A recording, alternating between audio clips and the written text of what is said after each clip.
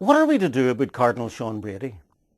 Cardinal Brady, as the leader of the Catholic Church in Ireland, is the chief defender of the teachings of the Roman Catholic Church. Those teachings include the statement that homosexuality is an intrinsic disorder.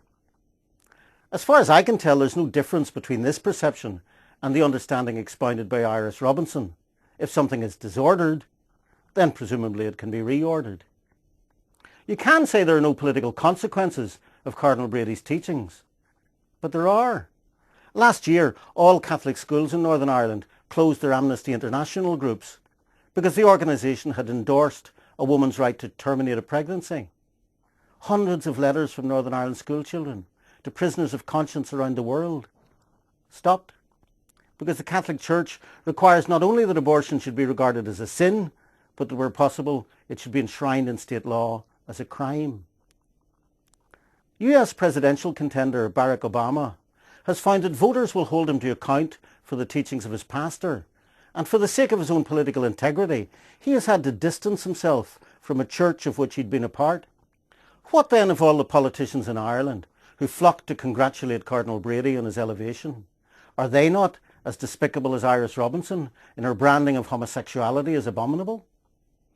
Well, there is a difference between the Catholic Church and the evangelical churches.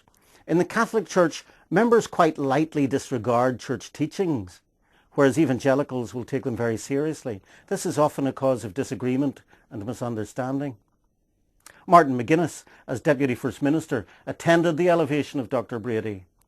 We cannot infer from that Martin McGuinness accepts the full teaching of the Catholic Church on such matters as the sinfulness of homosexuality or the sanctity of the unborn.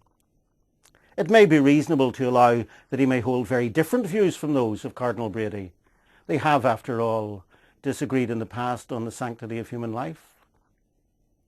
And what are we to make of former Alliance Party MLA Seamus Close, who stood in the Assembly and argued during a debate on abortion that the termination of a pregnancy, even minutes after conception, was no different from murder? If Iris Robinson had insulted all the gays, Seamus had branded as murderers all of those whose lives have been enriched by the morning after pill. What a piling of guilt on women who've had terminations. So where does that leave us? It leaves us with an extravagant diversity of nonsensical religious ideas about sexuality in our society. In the Good Friday Agreement, parties committed themselves to respect for the diversity of opinion, not just on the Constitution, but on religious beliefs and on language. That means that Iris is entitled to her opinion.